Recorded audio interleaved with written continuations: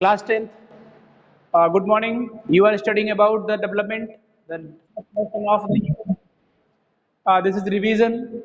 The topic is national development. You completed different people, different goal, and also income and other criteria. And the next topic है आपका national development. तो national development में सबसे पहले first of all take the income of the nation. एक most probably एक issue है income, उस देश का इनकम कैसे हम करते हैं। देखिए, अब सबसे बड़ी चीज है नेशनल इनकम की बात करें, एनआई।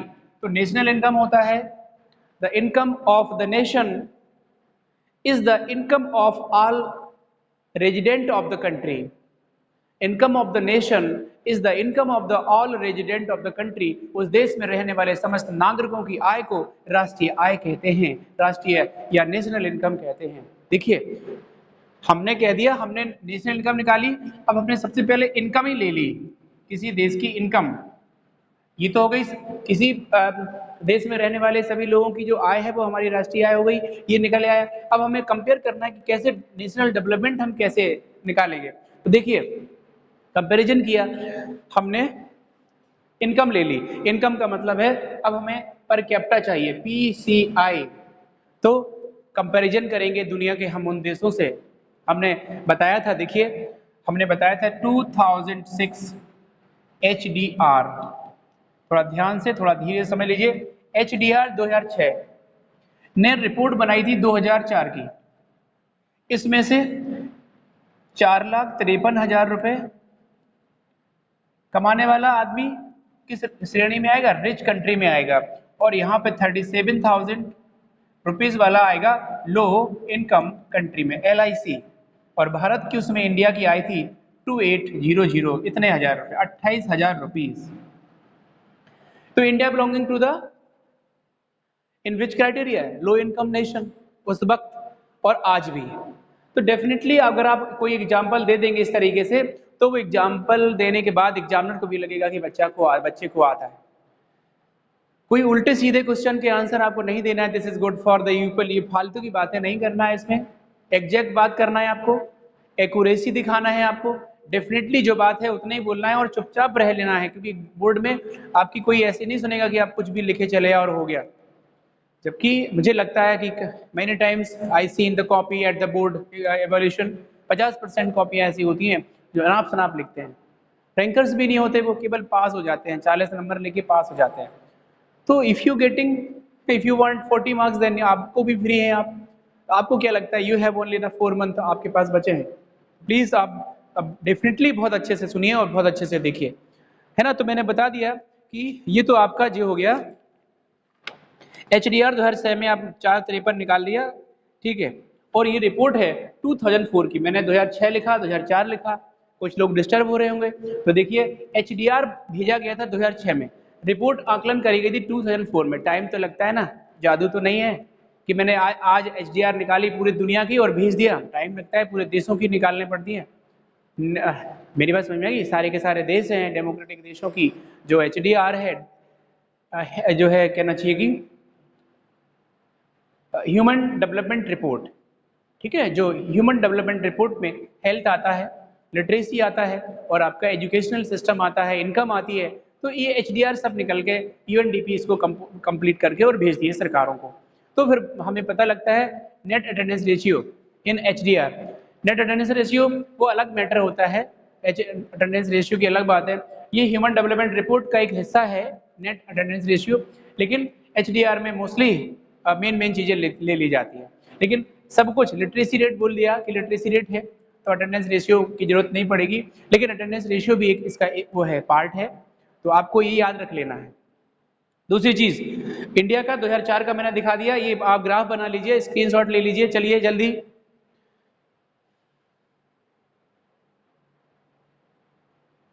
और इसके बाद these rich countries also known as a developed country.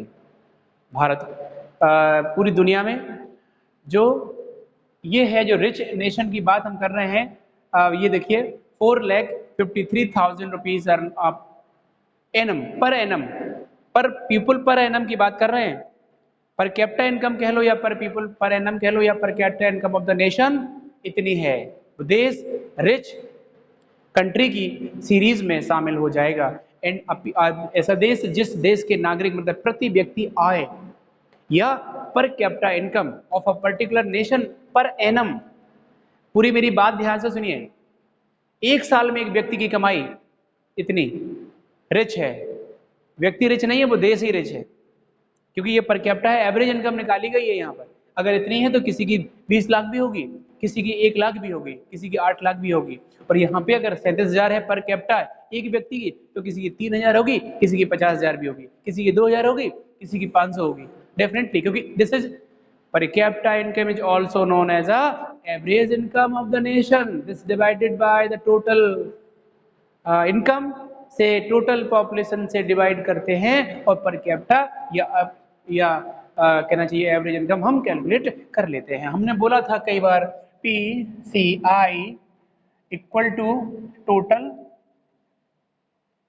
Income, और यहाँ पर TP this is total population. मेरी बात क्लियर हो रही होगी यहाँ तक, और जिसको क्लियर नहीं हो रही है वो मुझसे अभी बात करे बाद में after. Income and other criteria, income and other criteria, देखिए दूसरा क्वेश्चन है, रिवीजन है, थोड़ा स्पीड है। Income and other criteria, income and other criteria, income and other criteria में देखिए मतलब उसकी कमाई, किसी देश की इनकम, और दूसरे क्राइटेरिया क्या क्या हैं। हमने एग्जांपल लिया पंजाब, केरला और बिहार का। आप में टेबल बना होगा, शायद मैं बोल रहा हूँ इसमें टेबल का नाम नहीं है, लेकिन आप में टेबल बनी होगी। पंजाब, केरला, बिहार, देखिए PKB, this is Punjab, Kerala, Bihar. Punjab की जो आपकी जो IMR है वो है 49, देखिए 49 क्या है IMR।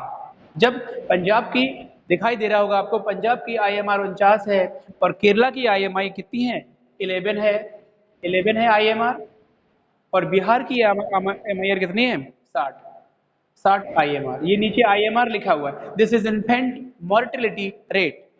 Infant mortality rate means a child die before complete 1 year in a particular year out of 1000 children same age group, है ना। एक साल बच्चे ने जन्म लिया और एक साल पहले, एक साल कंप्लीट करने से पहले मर गया, एक साल में और 1000 पे, वो ये निकलती है, इसको कहते हैं अपन IMR, इन्फेंट मोर्टेलिटी रेट। तो अपन ने देखा कि सबसे ज्यादा बिहार में है, इसकी जो बिहार में मोर्टेलिटी है वो सबसे ज्यादा है। तो बिहार का लिटरेसी रेट भी कितना हो गया 47 हो गया, 47 LR हो गया, LR लिटरेसी रेट 47 हो गया। हाँ ओके शिवांशु। इसके बाद हमारा जो लिटरेसी रेट केरला का है वो 91% हो गया, LR की बात कर रहे हैं, और यहाँ जो है आपका 70% हो गया LR। आपने देखा, देखिए डेफिनेटली आपको समझ पूरी बात आ रही होगी अगर थोड़ा सा दिमाग रखते हैं हम लोग। ये अब कोई कह रहा होगा जन क्या लिख रहे हैं MIR, जन क्या, आप 10 से पढ़ रहे हो। This is infant mortality rate, literacy rate.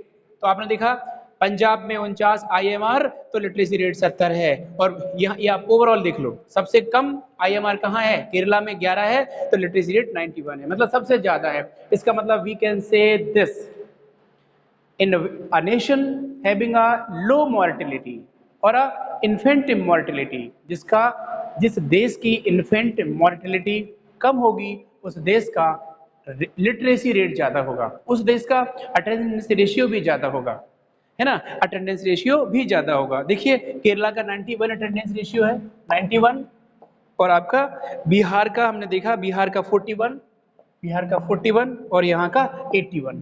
तो आपको पूरी बात समझ में आ गई होगी। ये है आपका अटेंडेंस रेशियो, AR इसको लिख लो, AR टेबल आपकी बनी हुई है, कोई इशू नहीं है, बहुत बड़ा क्वेश्चन नहीं है, और हड़बड़ाइए मत। ये आपको ओवरऑल हम ये कहना चाह रहे हैं कि जिस देश में पर कैपिटा को IMR कम होता है, जिस प्रदेश में IMR कम होता है, वहाँ की लिटरेसी रेट और अटेंडेंस रेशियो ज्यादा होते हैं।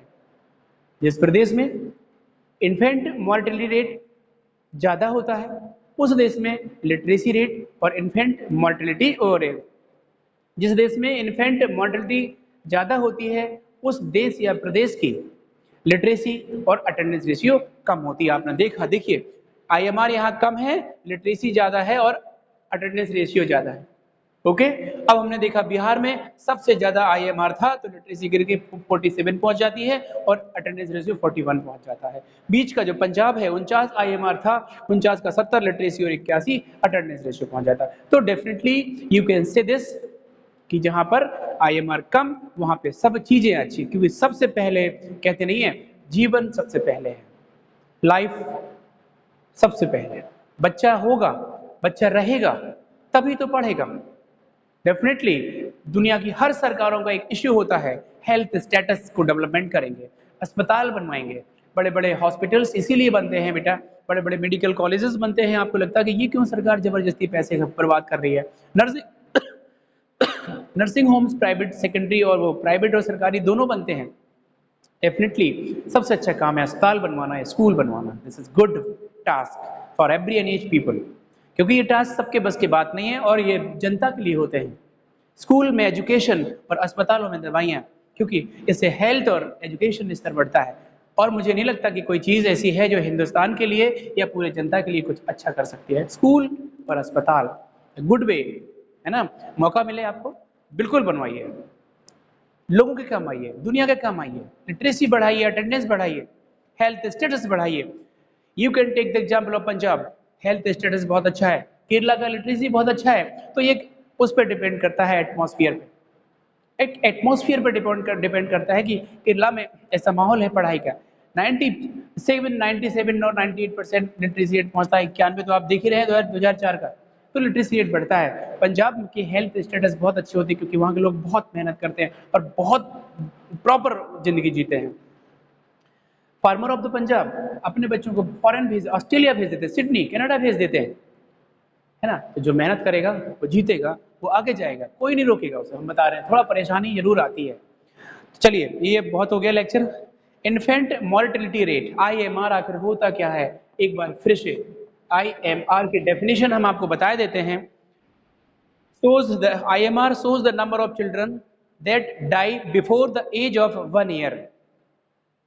The number of children die before the 1 year as a proportion of 1000 live children born that a certain year.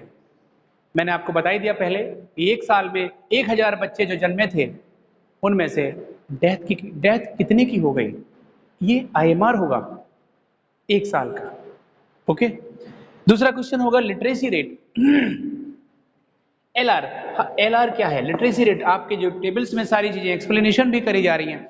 Literacy rate का होता है, देखिए, indicate the proportion of literate population in the 7 and above age, same age group, above age group.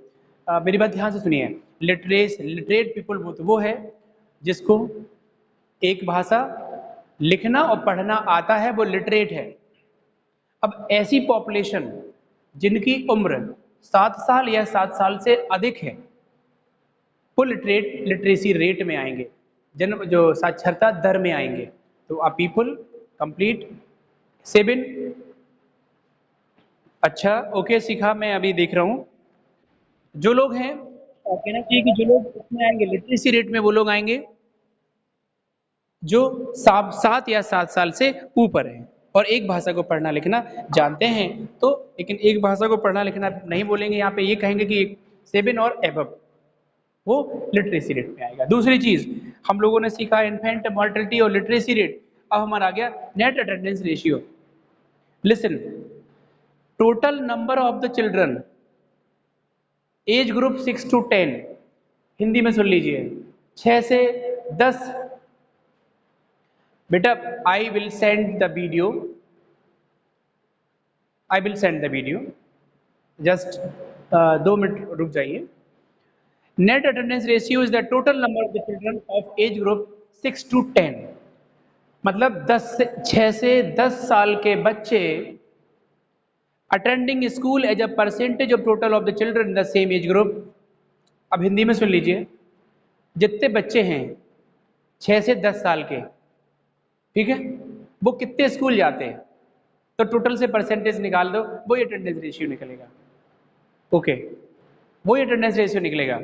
मतलब attendance ratio is total number of the children age group 6 to 10। ध्यान रहे कई बार हम लोग गलती करते हैं 6 to 10 और 6 to 14। 6 to 14 होता है कंपल्सरी एंड फ्री एजुकेशन। 6 से और 14 साल के बच्चों को compulsory and free education provided by the central government of India. सरकारी स्कूलों में इनको निःशुल्क शिक्षा दी जाती है। This is mandatory education. Mandatory नहीं कहेंगे, निःशुल्क कहेंगे इसे, और कंपलसरी कहेंगे। मैंडेटरी कहेंगे तो कहेंगे हमें नहीं पढ़ रहे हैं, काय को पढ़ा रहे हैं हमें। लेकिन ये है कि कंपलसरी है, सबको पढ़ना अनिवार्य है। ओके, तो या हम लोग यहाँ तक आ गए, तो हम लोगों ने ये पढ़ लिया जो मैंडेटरी एजुकेशन, वो कहना चाहिए कि कहाँ पर थे, क्या बोल रहे थे, अटेंडेंस रेशियो। अटेंडेंस रेशियो में 6 से 10 साल के बच्चे कितने स्कूल जाते हैं, टोटल में से परसेंटेज निकालेंगे, अटेंडेंस रेशियो निकल के आ जाएगा। That's it, that's okay. यहाँ तक हम लोगों ने नेट अटेंडेंस रेशियो तक अपन ने काम कर लिया है। पब्लिक फैसिलिटी हम लोग कल रिवीजन कर लेंगे और ये लेसन को बहुत अच्छे से अपन लोग समझ लेंगे, है ना। अभी हम दोबारा इसको एक बार रिपीट कर देते हैं पूरा, इसको हम ऑफ करने के बाद। Okay, okay guys.